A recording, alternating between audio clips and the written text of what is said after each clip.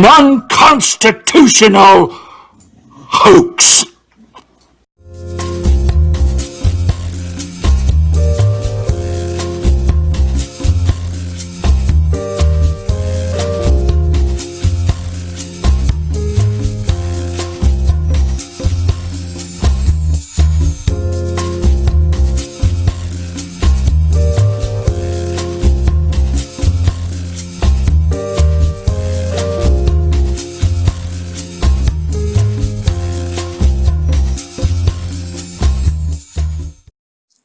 Aloha and welcome to Trust and Verify, the only show on the planet that tells you don't believe a word I freaking say.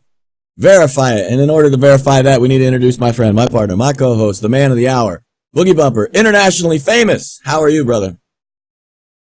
Hello, you American pig. I speak to you with great pleasure from Mother Russia. It seems our plans have worked. It looks as though the fracturing of the European movement has begun. And Mr. Putin and Mr. Trump are very pleased with the work of disinformation agent James R. and his cohort on the Periscope application. Yes, James, very good. How are you, sir? How you been? Been a long week. It has been a long week. Woo, tired, brother. Tired, but a lot of good things. A lot of good things. Just ignore the lighting going on. I don't know what the fuck's happening here with the lighting, man. I mean, I move around. It's okay. Yeah, I mean, look at this. Look. As long as I keep doing like a man in a box human mime impression, it seems to be fine. As long as I keep moving, the lighting's fine. But yeah, we were just saying before the show, let's open the kimono, James. Let's go full exposure right here, right now. It's late enough, isn't it? Put your kids to bed if they're still up. Put your kids to bed. Be a good parent.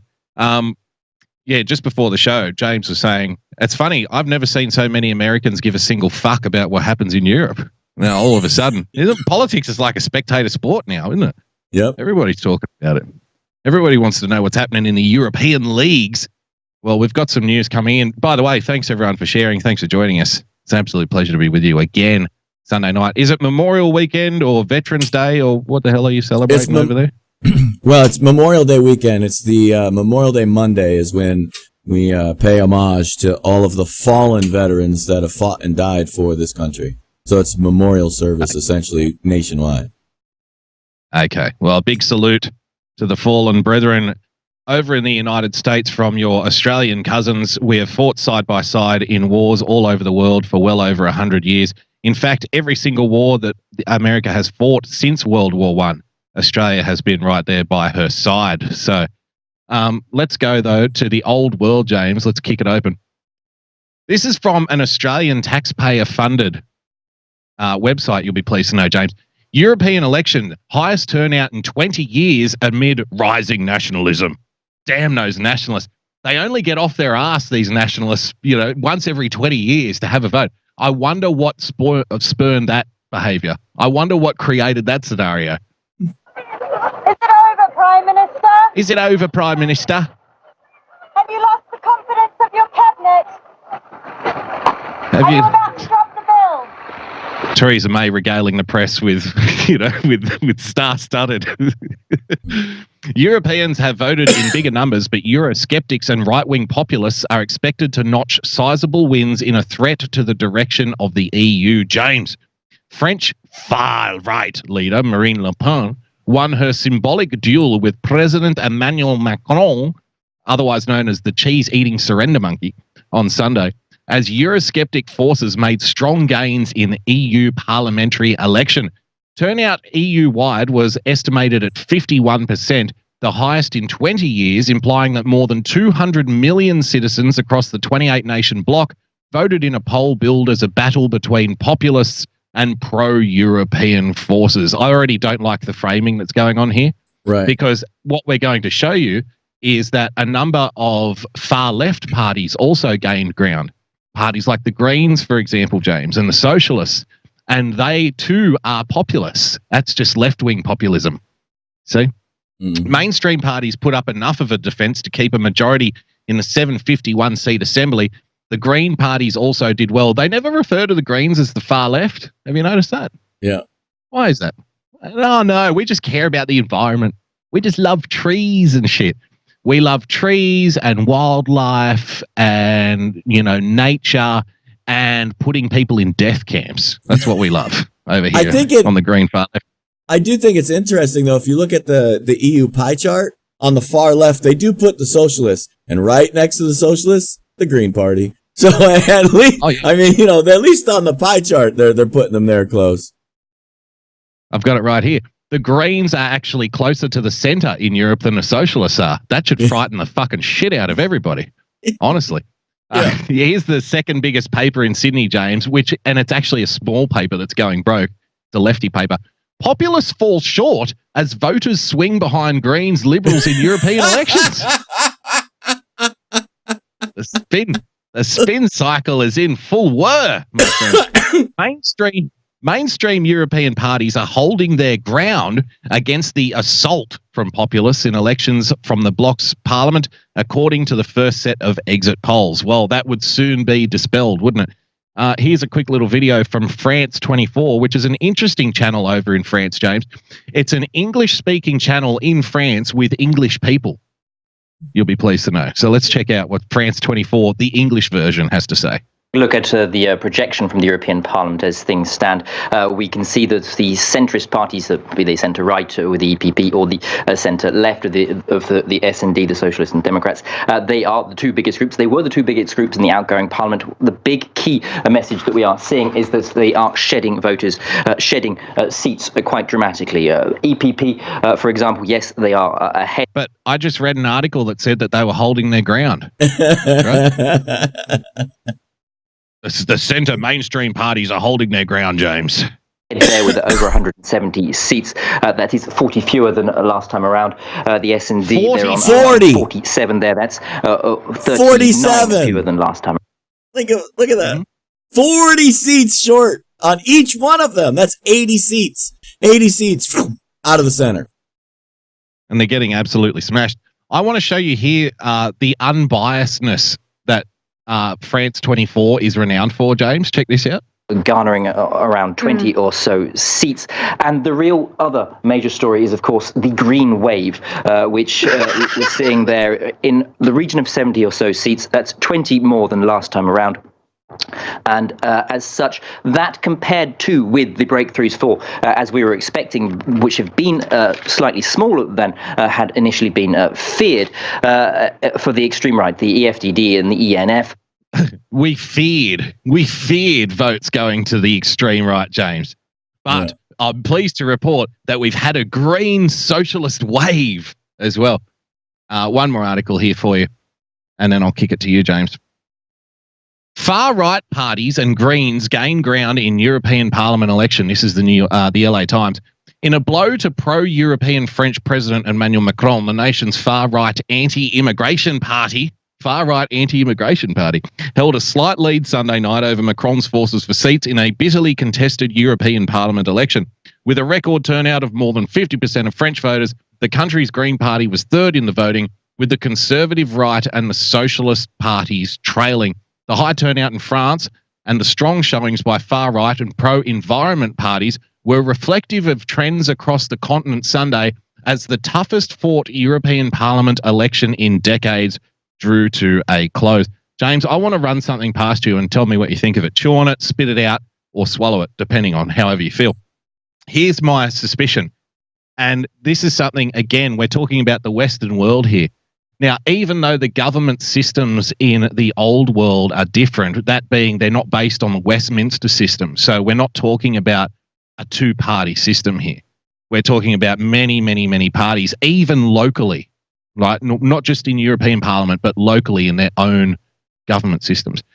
And, you know, people can say things about the two-party system, but what it has done, it has given us, those who have had this system of government for the last 200 or 300 years, it has given us incredible stability where other countries have not had stability. Because in a two-party system, it's very difficult to fracture it up. So, but what we can see here, even though it's a different system entirely, the two parties that have lost the most ground are the centre-left and the centre-right. And they've actually been working together in the European Parliament for the last 5 or 10 years, right? Mm-hmm. These are so people are leaving the centre right and going to the far right, quote unquote far right, and people are leaving the centre left and going to the far left. And people in establishment politics rue similar situations occurring here in Australia, in New Zealand, and in the United States, best evidenced by the election of Donald Trump and getting all of these people to vote for the first time, record numbers of first-time voters and whatnot in the election of Donald Trump. Basically a rejection of big party establishment politics, right? Would that be a fair comment? So what I suspect is people in the establishment of these parties and in old world government can cry and bitch and moan all they like, because now the rhetoric's going to be, well, we're so divided now. We're so divided and people are going to extremist votes. But I would simply say, if you had have done your job and actually listened to people over the last 5, 10, 15, 20 years, there would be no reason for them to take their vote and park it elsewhere. And, you know, if you want to stand against quote unquote extremist parties, then, you know, unfortunately, by continuing to alienate your voters and not listen to what they want and work with the other side and just do what you want and what you think is best instead of what the voters want, you leave them very little choice. So when I see the establishment types in Europe and America and Australia and whatnot in the UK, of course, the Brexit Party, big gains over there as well. When I see the people complaining about, fracturing of Europe, fracturing of the American political system, we've got to avoid all of these people going to other parties. It's like, well, shut up and do your fucking job then. If you had have done what you're there to do, none of this would have happened. It's your fault. It's your fault. It's not the voters' fault. The voters aren't stupid. The voters aren't dumb. The voters are sick of you, and because you enabled this to happen. Is that wrong? Am I being unfair? Nope. I think you're dead on. You know, you can look at this stuff. Here's the thing. When you look at like what we just had, even the conversations that we're having and the verbiage that we're using, right? The far left, the far right, all these things they get confusing and they do it on purpose. When we traditionally speak about the right, the left, the far right, the far left, we're talking about a political scale that was invented to explain, you know, positions, right? But it's got an up and a down too. There's a left and a right, and there's an up and a down to it. That's traditionally what we're talking about. And so what they've done is obscure that by using it to talk about the pie chart we were just looking at, where those are the seats of the half of the House of Parliament, and they use it to put all the lefties on the left and all the righties on the right, and then they claim that these other two parties are that's the center. You know, so they get you confused. You're talking about two different things, but you don't even realize it because they use the same verbiage with the same language to describe two totally different things. And they do that on purpose because they're trying to misdirect the people. They're trying to misdirect the people even in that, like you just pointed out in that article where, you know, they're saying, we feared the far right gaining power. No, we didn't fear it. You feared it. Why? Because you're a fucking lefty. That's why you feared it. The left is losing. If you look at it, here's another point and example of what I'm saying, is that if you look at what we're talking about today in the European Union elections, on the surface, the way we basically just covered it, you lose all of the texture behind what's actually going on. And that texture is, let's look at France. If you isolate this down, Le Pen just kicked Macron in the nuts. Let's look at Italy. Salvini just kicked the rest of the country in the nuts. Let's look at England. The Brexit Party, a party that didn't even exist, 6 months ago? A year? They didn't even exist. They just swept out and just crushed it in England. I don't even know how many seats they got. I think it was something like 20 or something. I don't know. Whatever. I don't pay attention enough to know. I just know they did well. This is a party that didn't even exist, and they just kicked their ass. So when you take those things in isolation, things make perfect sense. Nationalists that care about their countries are kicking out the globalist ass, and it doesn't matter what the name of the party is. Yeah, and you brought up the Brexit Party. This was in Summit News, the new website by PJW, James. Phenomenal success for Farage Party, which was started just 6 weeks ago. 6 With weeks. the Brexit Party set to dominate. 6 weeks. 6 weeks. That's a game changer. That's a game changer. You know, there's an old saying like, it takes a long time to do anything in politics. Well, that's all shattered now. That's finished. That's gone. Of course, not everybody has a Nigel Farage that they can just rely on to get to mobilize people.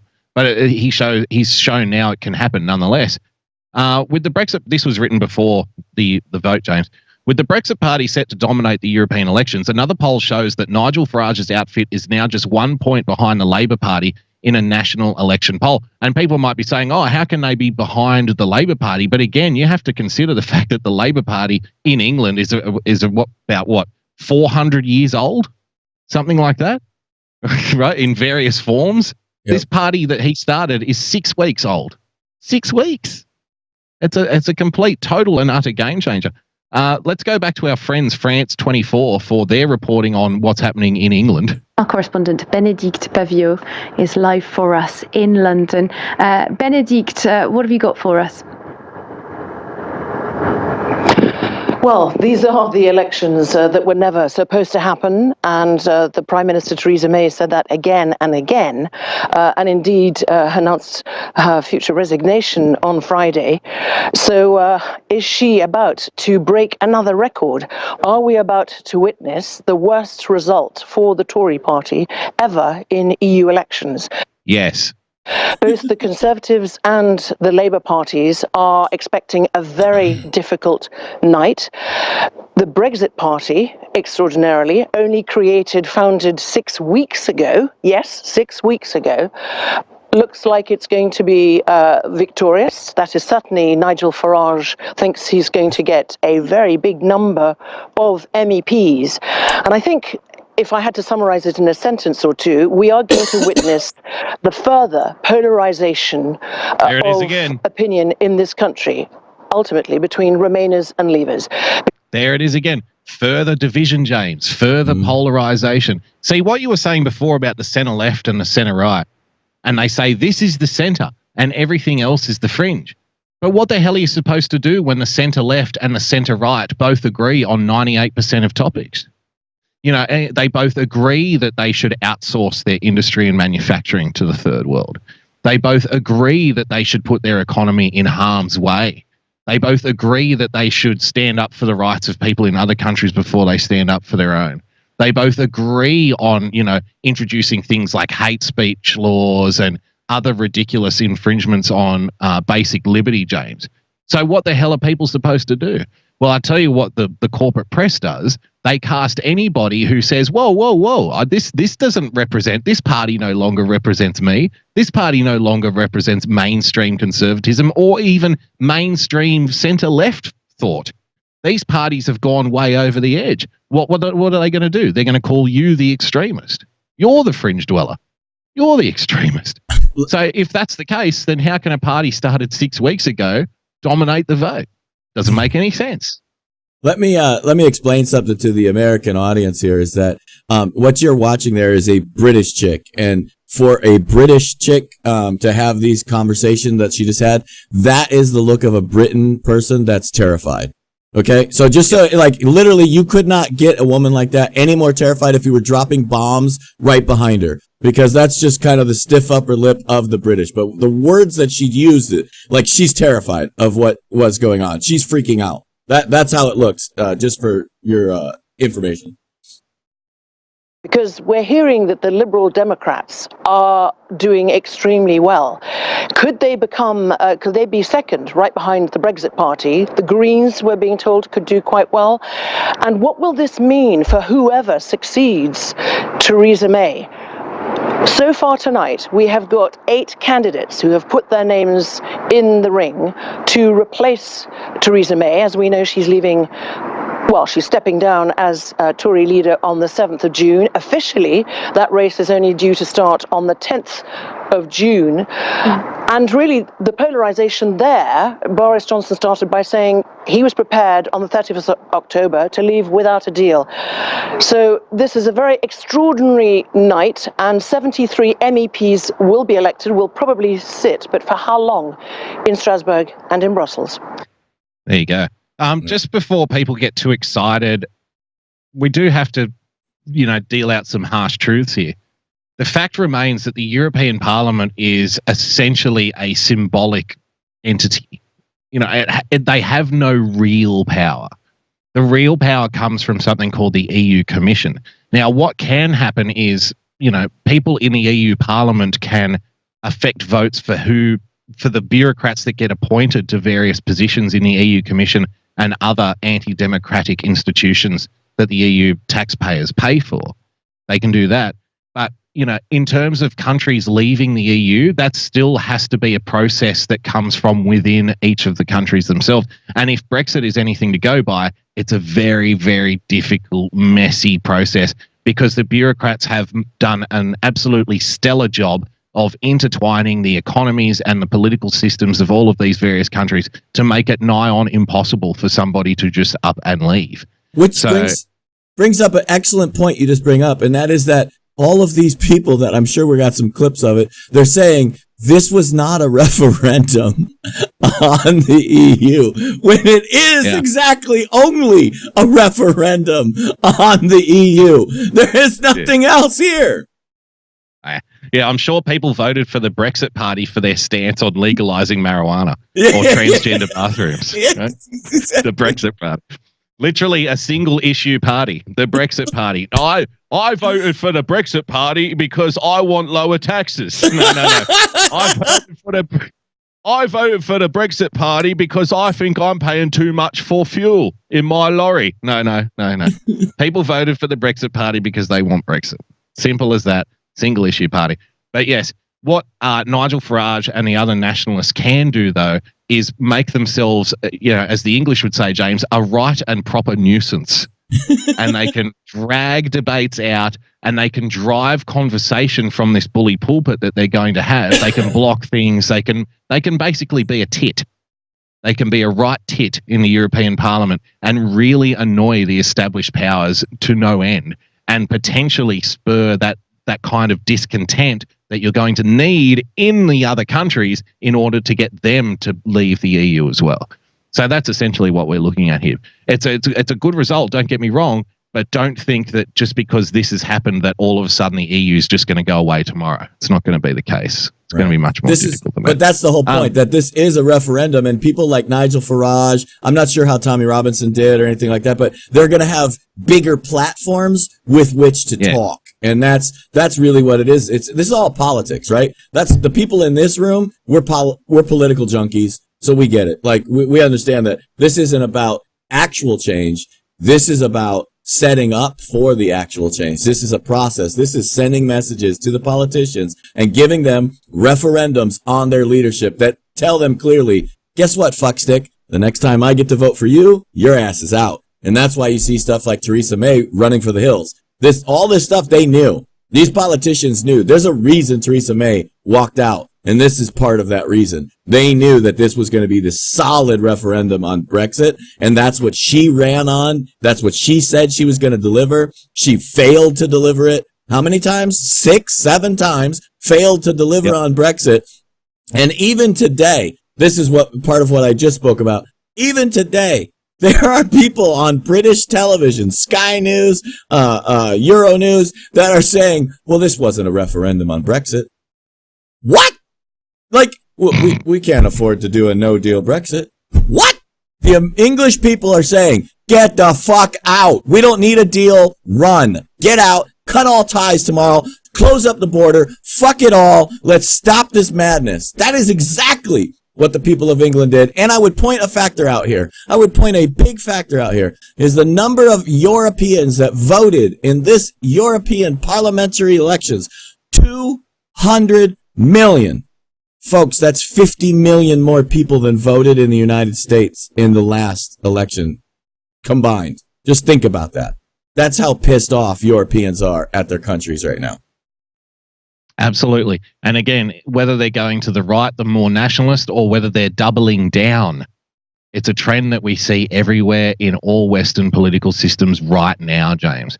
And it's a little too easy to just blame the Russians, I suspect. What we can do, though, is probably blame YouTubers, James. Check this out. YouTubers like you. Are influencers inherently authoritarian, James? Influencer culture. I hate that term, by the way, influencer. I don't think there's anything more. Like, you might influence people. I don't care if you've got 1 million followers, though. If you call yourself an influencer, I'm sorry, that is like the douchiest of douche moves as far as I'm concerned. Please refrain from calling yourselves influencers. Please. And if anybody refers to me as an influencer, I will go and jump off a bridge. I don't want to influence anybody. Hold on. If anyone refers to Boogie as an influencer, he'll block you. And he blocks nobody. Nobody. Influencer culture. That's how I'll make an influence. No time like the present. Got to be wary of those Nazis, James. Influencer culture is making us more narcissistic and less interested in democracy. Is this how democracy dies? I don't know. We just saw record turnouts in Europe, didn't we? Funny that. There is widespread agreement that the global rise of authoritarianism over the past few years was partly the fault of social media. And James, what you ask, are they talking about social media companies kicking people off, deplatforming them? No, the opposite. In organizing nationalist, right, populist, and even outright fascist movements across the world, different sites played different roles. YouTube and Instagram were a powerful organ for propagandizing children and teenagers. Facebook replaced the commons, but in doing so, it balkanized much of humanity, hermetically sealing its users in groupthink bubbles and delivering increasingly inflammatory content to keep them hooked. Reddit, the digital equivalent of a meeting hall, for years was hesitant to ban its far-right subreddits on the grounds of promoting free speech. How dare they? How dare they? You see, they should go out and ban people in order to stop authoritarianism, you see. And all of these sites, in their eternal quest to encourage users to spend as much time on them as possible, used algorithms designed to encourage users to find other rabbit holes of content similar to what they liked already. But listen to this. This is where it gets good.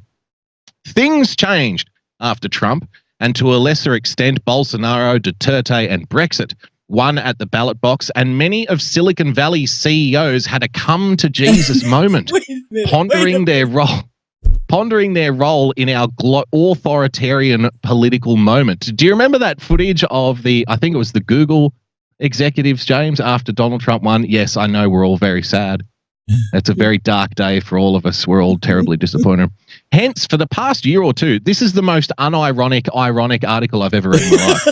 Remember, this is arguing against influencers being authoritarian. They're saying influencers are authoritarian, right? Right. For the past year or two, these social media sites have begun widespread purges. They actually use the word purge of their far-right, white nationalist, and pseudo-fascist users. The term deplatforming refers to when social media sites restrict or ban users with repugnant views, James, restricting their abilities to either radicalize or monetize. Most tech companies balked initially at public calls to deplatform certain noxious users, James, toxic, poisonous, noxious, repugnant, right? But following persistent outrage, the techies finally heard the masses. We don't want fascists on our platform or anywhere. So here they go. We don't want fascists anywhere. Fascism! Anyway. But remember, they say pseudo-fascist, James. I know. Pseudo-fascist. And it's not even just the pseudo-fascist. It could be someone with repugnant views. Remember how repugnant your views are. I'm sorry to keep going back to the toilet issue, but I think all of us use a potty at some point, right? So I think it's a great leveler. People think that if you think men and women should pee and poop into men and women allocated holes in the ground, that your views are extreme and repugnant. Yep. That's the watermark that we're dealing with here, right? Yep. The astonishing thing about deplatforming is that it works. Early alt-right, this is the article. Early alt-right darling Milo Yiannopoulos, yes, they're still calling him alt-right. The gay, liberal, Jewish man who brags about how many black appendages he has taken into all of his various orifices, has been reduced to penury, now unable to make a living off his poison pen sites like Patreon, YouTube, Twitter, and so on. Yay! We sent a guy broke for saying things. Yay! Remember, they're the authoritarians, the people that we're kicking off and sending into the gutter. Yay! The same goes for reactionary conspiracy theorist Alex Jones, James. There is empirical evidence that deplatforming reduced the number of people coming to them for ideas. Yes. Yes, James. Salon, arguing that the influencers are inherently authoritarian whilst celebrating the fact that the tech companies are kicking people off their platforms for saying things that they don't like. Does it get any better than that? I love the fact that whoever the fucking editor is for Salon, I swear to God, he must like force them to use a thesaurus to write every single article. Because I swear, every time you read a Salon article, it is full of this just outlandish prose of, you know, just insanity. Like, it literally pseudo-fascists. They don't even understand what that word means because they literally were trying to say that they were fascist. But if you use the term pseudo, that means fake. So that they're fake fascists. So in other words, they're not fascists, you pseudo-intellectual moron. Like, I understand what that exactly means. These people are retarded, man. I listen to what they say, and they don't, I think, like you said, it is the most unironic, ironic article that we could possibly have read today. And they don't understand it. Like, it's like the blinders that they must have when they write this shit to believe like, it's like watching cognitive dissonance happen on paper. Well, I don't know if you're aware of this, not James, and pardon me for educating you publicly, obviously. You know, in an educational castration is about to take place here, my friend, because I don't know if you're aware of this or not, but the fascists throughout history, you know, the Mussolinis, the Hitlers and whatnot, big fans of free speech. Did you know that? Big free speech guys. Wasn't that the second thing they took from their people? Because I think the first thing they took was the guns. The guns, yeah. I clearly remember from history class Jews and other minority groups being able to march freely and express their displeasure at the Hitler regime. I mean, Hitler was a big fan of free speech. So obviously when you have people like Alex Jones, Milo Yiannopoulos, Laura Loomer, etc., these kinds of characters, dare I say influencers, even though it pains me to say it, but when you see these people out there supporting the basic concept of free speech, they are obviously just mimicking their fascist heroes from the 1930s. Because that's what fascists do. They support the free speech. So obviously we need to remove them because they're the fascists. So let's deplatform them and celebrate sending them broke, sending them into electronic internet ghettos, as it were. Dare I say ghettos. Here's another article for you, James. Nancy Pelosi and fake books dirty tricks. This is by Kara Swisher, and I've reported on Kara Swisher a couple of times on my show recently, The Daily Boogie. This is a woman who is a journalist who works for the New York Times that is railing every single week to have Facebook and Twitter and Instagram, etc., kick journalists off that she doesn't agree with. So she's a big fan of free speech because she hates the fascists, right? So fake book it is. This week, unlike YouTube, Facebook decided to keep up a video deliberately and maliciously doctored to make it appear as if Nancy Pelosi was drunk or perhaps crazy. Perhaps. She was not. You listen to the outrage. Maliciously doctored. Maliciously. It was off by half a frame, and real news sites have already apologized for agreeing with this shit. Yes. But yeah. Well, see, no, like here's before we get into the bulk of the article, let me just put it out there first. I noticed, you know, I don't know, I don't think I've got any special talent or anything here, but the first time I heard that clip played, I knew it was slowed down, probably like 0.25%. You know what I mean? Like 0.25 of a second. So instead of playing at 1 second, it was playing at 0.75. So I haven't had a chance to, but I bet if I got that audio, ripped it, and then increased the speed by 0.25, it would sound normal. And, you know, I'm not a fan of that stuff because, in my opinion, Nancy Pelosi dribbles and drools and fucks up enough anyway. You don't have to change the speed. Changing the speed makes it more obvious, but she's bad enough as it is. And here's the other problem I have with that sort of thing. Let's speed it up. Surprised if... I'm sorry. I was going to say, let's speed it up till she sounds like a chipmunk and see if it sounds any better. Donald Trump has got to go. Got to get rid of Donald Trump. We will vote to impeach. He's a bad man. Very bad man.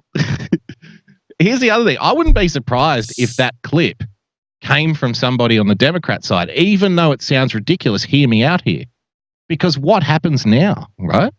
Now you take this one clip that was slightly slowed down, and you can then use it to dismiss all criticisms of Nancy Pelosi appearing drunk or on pills or tired or slurring her words. And because they'll just say, oh, it's another hoax. So, and then they just wipe all conversation of that topic altogether. And you won't be taken seriously now if you bring it up, because they'll just refer to this one piece. But putting that to one side, she was not. Listen to the outrage here. She was instead the victim of an obvious dirty trick by a dubious outfit with a Facebook page called Politics Watchdog. The social media giant deemed the video a hoax. See, the video was not a hoax. Like, it happened. It was probably edited slightly. It was adjusted, but it's not like she wasn't there. You know what I mean? That's a hoax, right? And demoted its distribution, but the half measure clearly didn't work. The video ran wild across the system. Facebook's product policy and counter-terrorism executive, Monica Bickett, we're getting the narcs in now. Terrorism. Sure. Yeah. Wow. Well, they have labeled Alex Jones, Paul Joseph Watson a terrorist organization on Facebook. You realize that, right? Wow. And that's then led to their banking being taken off them as well. Because, hey, we don't do deals with terrorists. Drew the short straw and had to come up with a cogent justification for why Facebook was helping spew ugly political propaganda. We think it's important for people to make their own informed choice for what to believe. How dare Facebook say such a thing? This is their answer. So when she says people should make their own informed opinion, this is what this author has to say. This is ridiculous. The only thing the incident shows is how expert Facebook has become at blurring the lines between simple mistakes and deliberate deception, thereby abrogating its responsibility as the key distributor of news on the planet. James, Facebook.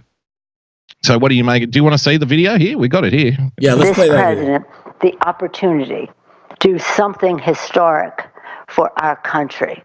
While there are those in our family who think, why would you work with him? So this is the original video. And basically he's saying back to me, why would I work with you if you're investigating me?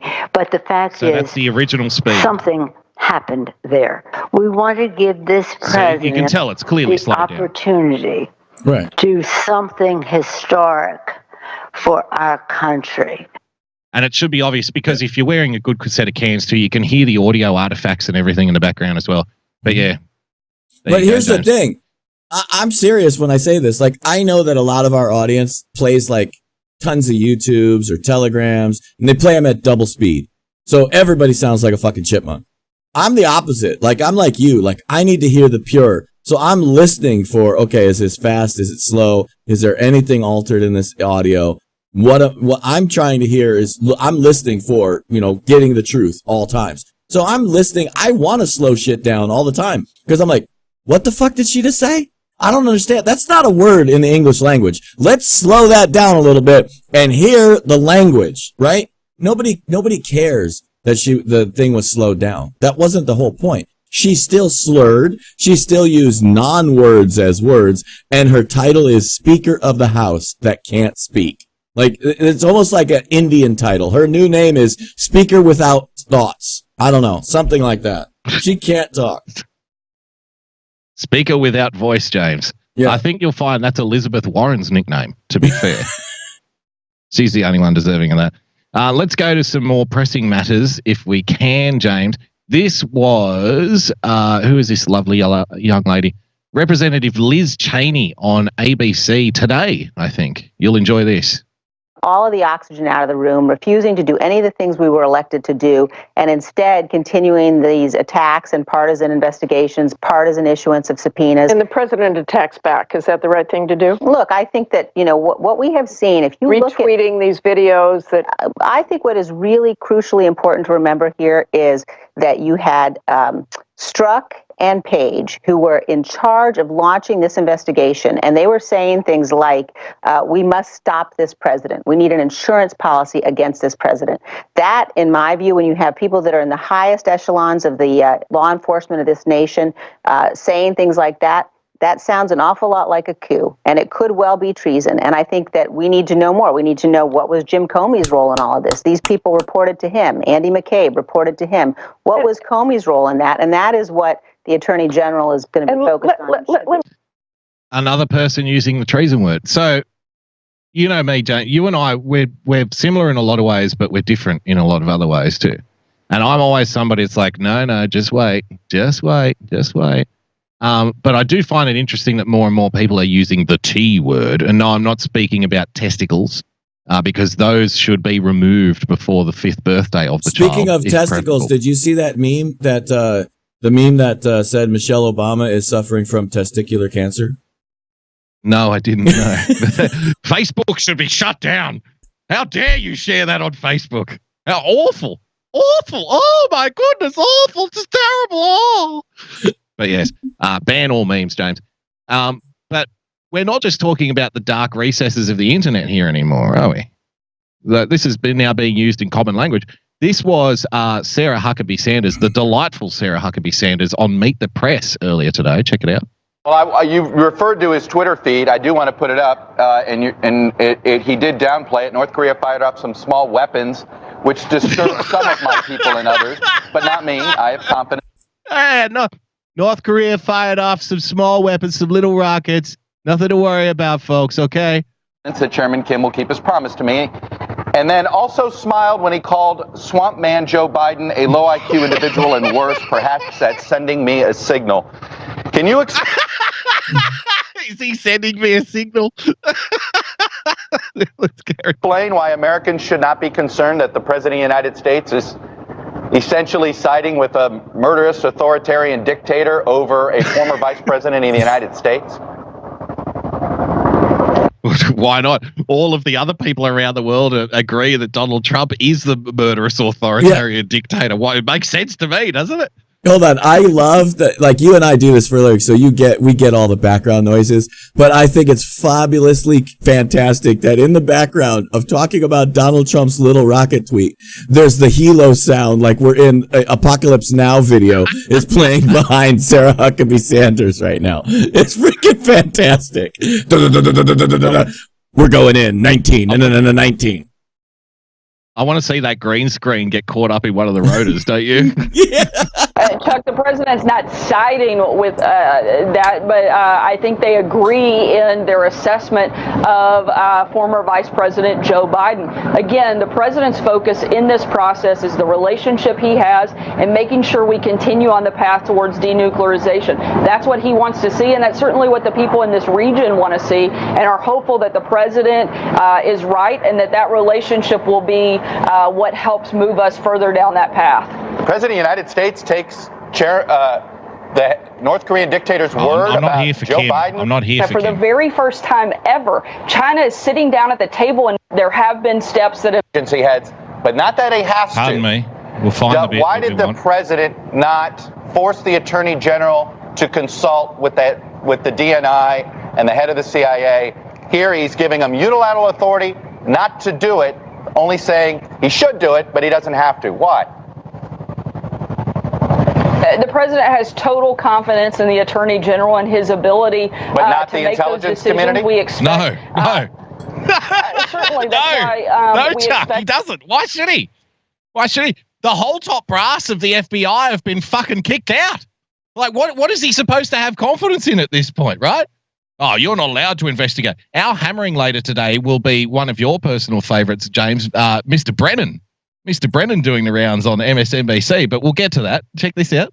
That the Attorney General will consult with them on matters that he needs that guidance and advice from them. Certainly, they work in lockstep on a number of things. I don't see this to be any different. The bottom line here is there was a lot of corruption at the FBI and the DOJ. We see constantly more and more things that have come out of that. And the president wants transparency, and he's given the Attorney General the ability to put that transparency in place, make those decisions. And we're not at all concerned that the Attorney General is not going to do everything that is necessary to make sure we're protecting important intelligence that is vital to our national security. I'm trying to understand what outcome the president expects. Okay, What? I think we'll leave it there. I'm trying to understand what outcome he expects. Fucking sleepy-eyed son of a bitch, Chuck Todd. Are you that fucking stupid too? Come on. What outcome does he expect? How about the outcome all Americans expect? Fucking transparency, exposing the corruption in our government. How is that fucking difficult to understand? Well, it doesn't make any sense, James. He's a fascist, remember. He's purely a fascist. Right? Orange Man bad. He's a fascist guy. So what I find interesting, though, is she does go on to say that, and I just can't find it in the clip now, so apologies for that. I'll tweet it out after the show. But she does go on to say, we already know, like, what these people were doing. We're already aware of the corrupt behavior that was taking place in these government departments. So, what I suspect that's the subtext to that would be what looks like surprising developments to you is not necessarily surprising to us, right? For Sarah Huckabee Sanders and the rest of the Trump administration.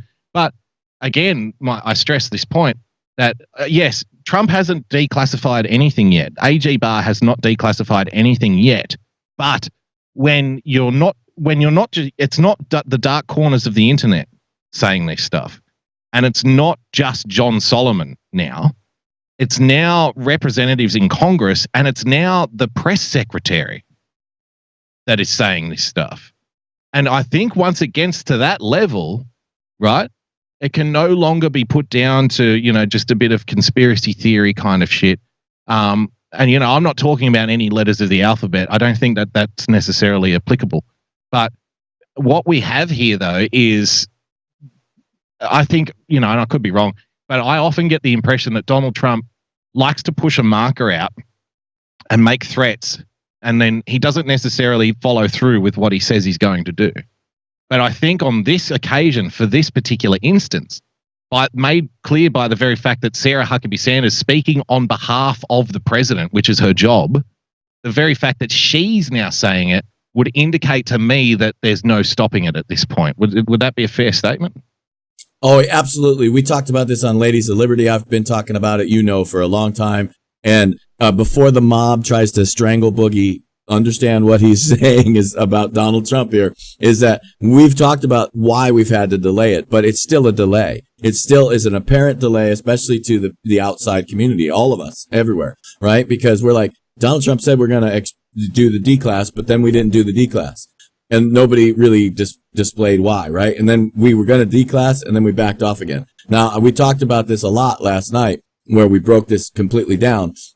And, everything we've said along the way, including, where he was going to D-class, and then, oops, sorry, got to fire Jeff. I mean, all these things have happened, so things don't happen in a vacuum. But all of the things we've said are accurate, and they've just been timetable is the only thing that's really changed. That timetable has been much stretched. But we're here now, and I agree with you 100%. I mean, we told last night when we dropped the bucket list last night, bucket 5, that this is what's traveling around the DOJ, the government, the Congress, the emails of actual players in the government. This is not just something on the internet. This isn't just Conservative Treehouse. This isn't just Red State. This isn't just James R. This is people in the government, and you're seeing it. All you have to do is look at the television, and you're hearing Jim Jordan, Mark Meadows, Devin Nunes, Sarah Huckabee Sanders. They're looking at John Solomon, Sarah Carter,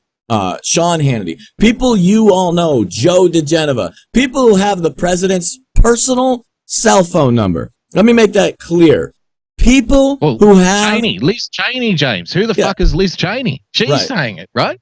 Right. And Liz Cheney saying, I mean, just think about this. Like, this is not a conspiracy theory. This is not some bullshit being made up. This is not promises in the air. These are facts.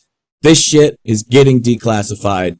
End of discussion. It's only the question of Bill Barr making sure it's done correctly in the correct time so as to what? Not affect what? Prosecutions. Why the fuck do you guys think the DOJ is in charge of this? To not affect prosecutions. What have we been saying all along? Fuck the arrests. I don't give two shits about handcuffs. What I care about is prosecutions. And that is why the Attorney General of the United States of America is in charge of when and what gets declassified so that we do not adversely affect the prosecutions. Yeah, and for those interested, about a year ago, do you remember the video I made about the rhetorical analysis of Christopher Wray's address in regard, like just after the Peter Strzok hearings? Do you remember that, James? Went for about an hour and a half. And in that, I make the case by, again, doing a rhetorical analysis of what Christopher Wray was saying, that his priority was to protect the integrity of the FBI. And people were saying, well, this is horrible, this is wrong, blah, blah, blah. And I said, yes, but you see the problem here, if he comes out and says that, the top of the FBI was all corrupt and politically biased, then that taints every future investigation. And in order to make future investigations stick, you have to, isolate a problem and cut it out like a cancer and say, well, it was just these few individuals over here, because otherwise, every time the FBI comes out with something henceforth, for their own political reasons, people will just say, well, it's just more of that bias. I mean, the head of the FBI came out and said they're all biased and they're all corrupt. So why should we believe anything that the FBI says when they're going after the other people? So that to me explained why Wray, addressed it in that manner. Let me make something perfectly clear that is not going to make a lot of people happy. When these fucking idiots go down, you're going to watch a whole lot of prisoners released from prison. That's what's going to follow. Why? Because verdicts will definitely be overturned when you can prove that the FBI agents that were involved in their cases right here got caught with their hands in the cookie jar. Right here got caught fabricating evidence. So any case that stood on their word alone now called into question. You're going to have refiles of new cases to release people everywhere. This is going to be an absolute shit show because of what this prior administration did. And some of it good. Absolutely good. People like Dinesh D'Souza should have never fucking been in prison for what the fuck happened to him. Now, should he have been fined like all the other fucking idiots? Yes. He made a mistake. Fine. You pay your fine. You pay your penalty. You move on. But they put that man in prison. How many other innocent men are sitting in prison because of these motherfuckers right here? And that's the real true crux of what's the problem here, is that this is a very delicate line that they have to walk down. I mean, this shit goes on forever. I mean, you think about it. All of these people that were playing at the top that were career, they were career. Every case they ever worked on in their history will now be re-examined. What did they do? These people proved that they were corrupt. Once they prove that these people are corrupt, it's going to affect a whole lot of shit. It's going to get ugly. Well, yeah, if I still agree. say if, like, I agree. If I do agree, if yes. I mean, who knows what parts will be declassified, And I would just stress, dispense with expectation. Not you. I know you're right. Right. But people out there, dispense with expectation. If you go into things like this with some kind of expectation that tomorrow morning you're going to see various politicians in orange jumpsuits and ankle cuffs, then I suspect you may be very disappointed. And even if you expect the opposite, you're probably going to be disappointed because there might be somebody that gets thrown under the bus. But we can only deal with what happens, right? But I just think with Sarah Huckabee Sanders now forecasting stuff, she is employed to be the mouthpiece of the president when the president isn't speaking. So for me, that's significant. But there's two sides to every story, James. There's two sides to every story. And in this week's edition of The Hammering, my friend, you are going to get your comeuppance from a guy who should know. The great John Brennan. So does that mean we're supposed to be going to The Hammering? Because I know you were just giving me the lead-in. Okay. You're very slick. You're very slick, James. I love fucking that up. I've been doing this for years.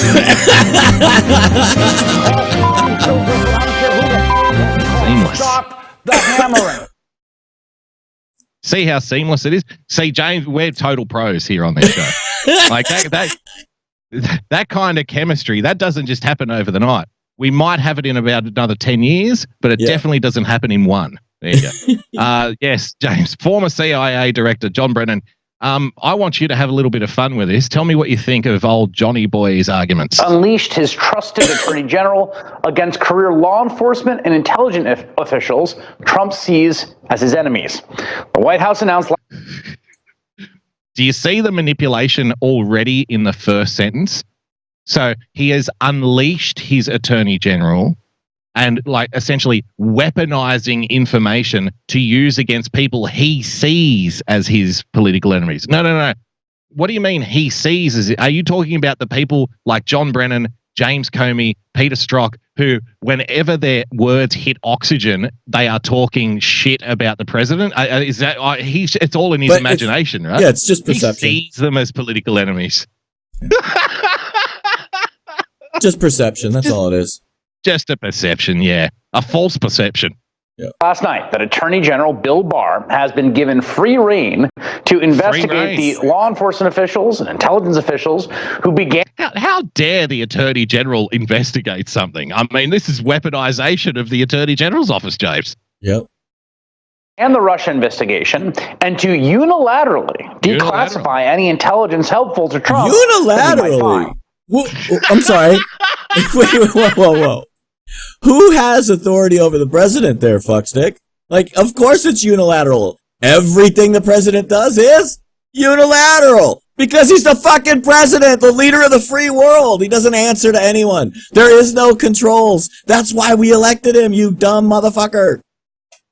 But what about the fact that he now has permission to release information that is helpful to Trump? Oh, good Lord. Was that part of the conversation? Don't let that happen. Well, how about this? You knuckle dragging, drooling moron? Why the hell did he allow AG Barr to release all of the fucking Mueller report then? That wasn't helpful to Trump, was it? Right. 10 articles of obstruction. Oh, look at all of this horrible stuff in the Mueller report. We need to impeach him. So on the record, he's actually releasing stuff that even if it's not really damaging, it's at least damaging in the eyes of the press. Right. In the eyes of the media, they think it's terrible, the Mueller report for Donald Trump. Oh, he's just going to release things that are favorable to Donald Trump. What, like the Mueller report? Good job, son. We know the president has long championed the narrative that the investigation into his campaign's interactions with Russia was illegitimate from the jump. Championed the narrative. It's just a narrative, James. Just a narrative. It's just making it up. We just made the shit up. Yeah. The dossier, Christopher Steele getting information from Russians. Right? Here's the funny False thing. Information that was not verified. James Comey himself admitted that it was not verified when it should have been verified to be used in a court, right? In the first place. It was signed off 4 times. But hey, it's just a narrative. It's just a narrative. Here's the thing about the narrative is that they're trying to literally say that they should not release the truth and evidence and documents that would move what he's saying from a narrative to fact. Like, come on now. Like, this, if you're so fucking adamant, if you are so rock solid that Trump was absolutely in the pocket of Vladimir Putin, you should be applauding him releasing all the documents that would prove that he was in their pocket. Think about that. He's unrestricted access, unfettered access. That's what he said, right? Think about that. If you're so adamant and that you're right, then anything we could provide in the way of evidence would just make your case stronger. I mean, Adam Schiff the other day, I don't know if anybody saw it. I retweeted it with a comment. Adam Schiff tweeted out the other day, James, that the president is stonewalling the American Congress into learning the full extent of his obstruction, right? Because he's refusing to unredact things that he legally is not allowed to unredact. And they can go into a SCIF and read, 99.9% of the unredacted material. It's just names and shit associated with grand jury testimonies that they're not allowed to see because it's not a police state, right? But regardless of that, so the president is stonewalling because he won't allow this classified information out. In the very same tweet, in the next sentence, he says the president is trying to weaponize classified information to use against his enemies. And he says this is un-American. So I retweeted it with a little comment and I said, Adam Schiff, not releasing classified information is un-American. Also, Adam Schiff, releasing classified information is un-American. Everything's un-American. It's all un-American. It's all Russian. All of it. I need a hamburger stat. I need to be more American right now. The more we listen, ribs, damn it. The more we listen to Adam Schiff, the more I want to move to Russia. Sorry, say again. The more we listen to Adam Schiff, the more I want to move to Russia. It sounds like a great place. Fuck, Putin's got his shit together. Yes, you're welcome in Russia, you American pig. We have successfully torn down the European experiment.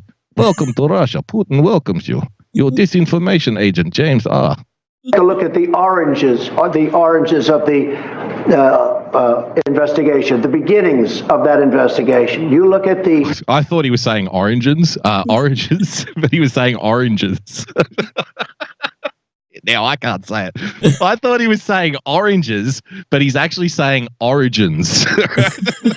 Origin of because I'm like, what are the oranges of the investigation? What the hell is he talking about here? The investigation, where it started, how it started, who started it, whether it's McCabe or Comey or a lot of them. The Mueller report, I wish, covered the oranges, how it. That was the oranges. That was the oranges. We need to slow that down. Did he? I think he did say oranges right there. Orange man bad, James. Orange man bad. Started. Barr can now squeeze that orange. Trump has every reason to believe Barr will use his new powers to aid the president. Okay. I'll tip my hat to that one. Yes, fair Yes, enough. that was funny. That was funny. Deep state propaganda efforts. The Associated Press reports Trump has told close confidence that he finally had my attorney general. My attorney general. Now, Barr has been criticized from across the political spectrum as a lackey in a position where independent power is of the utmost importance. And Trump giving Barr unilateral authority over classification is just a huge deal in the world of intelligence agencies. Why? James? Maybe because they were breaking the Huge law? deal? Yeah, I mean, well, I don't understand, Like, hey, look, if we're to believe that our intelligence agents would never break the law, ever, and if they would never go outside of directives, and if they would never do anything against the American people, then who fucking cares? Why is this a big deal? What does it matter? It should be absolutely pointless, but it's not. That's the point, is that this is going to come out, and that's what's coming out. I mean, we've already got proof. When you have a congressman on record saying spying did occur, you don't have, there's nothing you can say against that.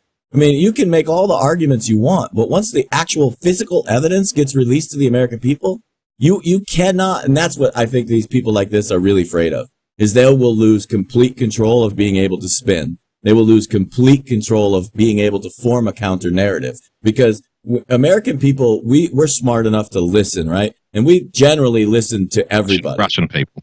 Well, I'm sorry, the Russian people. Us Russian people generally smart enough to listen to, what's going on. So we're always going to leave a point of our minds open to new information. But when you get physical evidence in your face and you're looking at it on paper and it literally says that, we had, what do we call it? What's the word they're now using? Because first they didn't do anything, but now, how dare he use spying? We use surveillance. What? Yes. The American people are like, surveillance activities. This comes back to the thesaurus again. The American people don't give a fuck about the thesaurus. We care about what does this shit mean. We care about the dictionary. Only people in the media and politicians care about the thesaurus. I can't even say this now. Now I can't speak. Now I'm saying oranges. Everybody gets oranges. Everybody oranges. Here's another thing for you to ponder, though, James. He says that giving William Barr the authority to investigate how this investigation started, and thus, as an offshoot from that, having the authority to declassify parts of that investigation. He says this is a big deal. This is big news in terms of the intelligence community. But hang on, you guys have spent the last 2 years telling us that the Russia investigation is a big fucking deal in the intelligence community, right? This is the biggest thing happening in the world. We must report on this every day. Now they're trying to make it sound as though the whole Russia investigation, the whole 2 years, the whole procedure that they've administered on the American public forcefully, with anger, with ungloved digits, going square up the rectum of the American public, James. They are now trying to say that it wasn't that big a deal. It wasn't that big a deal. Like, why are you investigating it? Wasn't that big of a deal. Right. Like giving the AG the authority to investigate how this investigation started, that's huge. But the investigation itself, what are you worried about? There was nothing going on. Nothing bad could have happened, right? They've spent the last 2 years telling us the opposite. Big shout out to the chat room, just so that you guys know that if you're having problems with Periscope, we all do all the time. You can go over to our YouTube channel, and all of the chat from Periscope is being repopulated over onto YouTube, as well as you can chat with the folks over there on YouTube. There are quite a few over there, as well as I want to give a shout out to _D Graham. He had a great comment. We have to declassify in order to see what's inside it. Think about that. Yes, nice job. Nice job. Other agencies' independent classification determinations. And the goal of all this here seems pretty clear. It's basically to give Sean Hannity material for his television show. Yes. It's all a conspiracy, James, to help Sean Hannity in the ratings. Woo! I'm glad we got to the bottom of that. So instead of doing the press secretary in charge of this, which would make absolute sense, if Sarah Huckabee Sanders was in charge of D-Class, then you got a fair point that this was all about feeding Sean Hannity some intel, right? But when you put the Attorney General, the guy running the Department of Justice, the ultimate figurehead in charge of every single prosecution in America is in charge, I promise you, he doesn't have Sean Hannity on speed dial. He might have Justice, Gorsuch on speed dial, but I doubt he has Sean Hannity on speed dial. No, James, the whole affair, the whole situation, the whole reason for declassifying, the whole reason for investigating how the Russia investigation started is to get Sean Hannity well in front of Rachel Maddow, because Donald's a big fan of Sean. He's just a big fan of old Sean, and he wants to help out Fox News. That's what it's all about, James. Just before we end the hammering, I have one more little cherry on top, if you will, to add to the hammering. Come on, baby. Come on. Come on. I know you want to. Okay, it's going to be a sour cherry. Let's try it again. Oh, dear. Dear. So, Congressman, what is the main reason? Why are you calling for impeachment now? Calling for impeachment now because the Mueller report is out, and in it he describes 10 obstructions of justice charges that he could not bring because of the. This guy was a GOP congressman. James, wait for it. This guy was a GOP congressman for 17 years. This came out yesterday. Because how far behind the times is this guy, right? Right. Department of Justice rule and regulation that says you can't indict a sitting president. That's number one. Number two, I believe this is an illegitimate president because he welcomed help and influence from the Russians in his campaign. Why do you think? Here's the funny thing. This is how fucked up. This is how far behind CNN is. They have former congressmen on their plan. Like former. Think about this. Okay. Yep. He has absolutely zero access to any information other than the same information you and I have. And I would argue he does not spend near the effort you and I do at paying attention to every news source on the planet. This is a guy it's like the home wife, the housemaker at home that's in the kitchen cooking. That's about the access he has to intelligence information. Absolutely nothing. I mean, it literally makes no sense to have this guy on CNN, and yet they still drug this guy out of his, his Mint Jubilee party to put him on air. It makes no sense. Why is he talking? Get anybody you could get Steny Hoyer on there. You could find a congressman that's actually in Congress right now that's a GOP guy that actually hates Trump, like Justin Amash. You could find somebody to put on air right now that actually has information. This makes no sense. This is ridiculous. Well, James, just remember that, even though the report came out and said that there was no collusion between the Russians and Donald Trump, this guy says there was, and that's why he must be impeached. At the same time, investigating the investigation, which led to the report saying that there was no collusion between the Russians and Donald Trump, that must not be investigated. And you see, the only reason to investigate that would be to give Sean Hannity talking points, as opposed to the Mueller report, which never provided any talking points to CNN ever over the last years. Ever, never, ever. James, there's your hammering. Oh, Lord.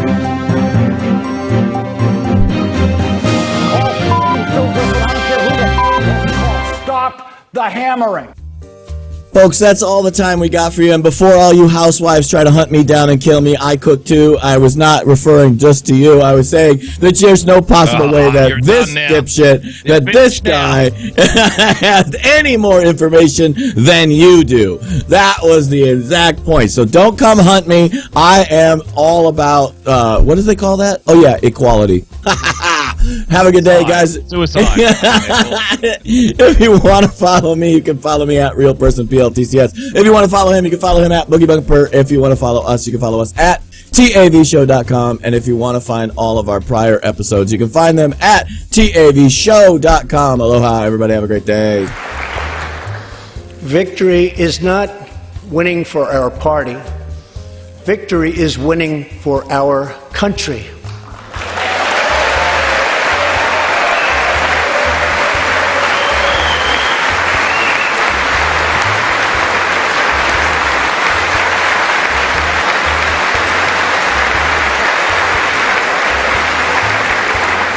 This year, America will recognize two important anniversaries that show us the majesty of America's mission and the power of American pride. In June, we mark 75 years since the start of what General Dwight D. Eisenhower called the Great Crusade, the Allied liberation of Europe in World War II.